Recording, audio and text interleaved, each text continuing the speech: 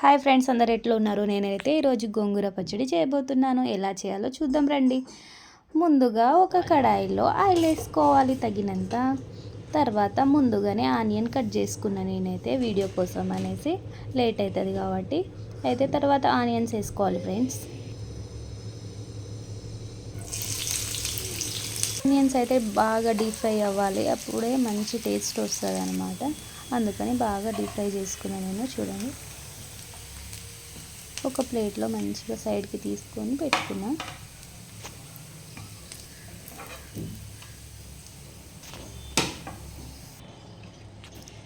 తర్వాత నెక్స్ట్ టమాటా వేసుకున్నా. అవి కూడా చిన్న చిన్న ముక్కలుగా కట్ చేసుకొని వేసుకున్నా. వాటిని కూడా మంచిగా ఫ్రై చేసుకోవాలి. అప్పుడు పాతకాలంలో అయితే మంచిగా ఉడకబెట్టి చేసేవాళ్ళు, కానీ ఇప్పుడు అంతా కొంచెం టేస్ట్ అది ఇది అని అనేసరికి ఇక కొన్ని ఎక్స్పెరిమెంట్ల ద్వారా ఈ టేస్ట్ కూడా బాగుంటుంది, పాత స్టైల్లో కూడా బాగుంటుంది. అయితే ఇది మా ఆయన ఇలానే చేస్తారు. ఇప్పుడు నేను చేయబోతున్నా ఫస్ట్ టైం. నేను యాక్చువల్గా చట్నీ చేయడం ఈసారి ఫస్ట్ టైము. తర్వాత మిర్చి వేసుకున్నా. మిర్చి కూడా మంచిగా డీప్ ఫ్రై అవ్వాలి. చూడండి, వీడియోలో చూపిస్తున్నట్టుగా చేసుకోవాలి.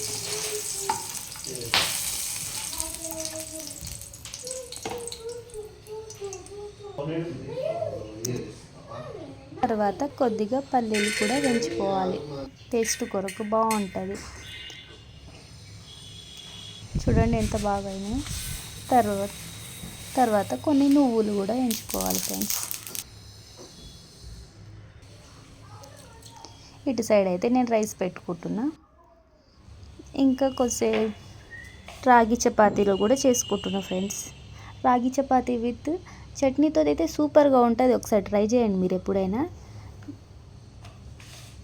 చాలా హెల్దీ, ప్రెగ్నెన్సీ టైంలో అయితే చాలా బాగుంటుంది అన్నమాట. రాగి చపాతీ అండ్ గోంగూర చట్నీ తింటే బ్లడ్ కూడా ఇంక్రీజ్ అయ్యే ఛాన్సెస్ ఉంటాయి. నేను ఫస్ట్ ప్రెగ్నెన్సీ టైంలో అయితే గోంగూర చట్నీ వీక్లీ 2 టైమ్స్ అయినా 3 టైమ్స్ అయినా కంపల్సరీ చేసుకొని తినేదాన్ని.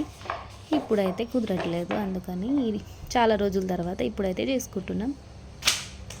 ఎవరికైనా బ్లడ్ తక్కువ ఉందని అనిపిస్తే డాక్టర్స్ చెప్తారు కదా, ఇలా ఫాలో అవుతే అయితే బ్లడ్ అయితే తొందరగా ఇంక్రీజ్ అయ్యే ఛాన్సెస్ ఉంటుంది. ఇలా ట్రై చేయండి ఫ్రెండ్స్.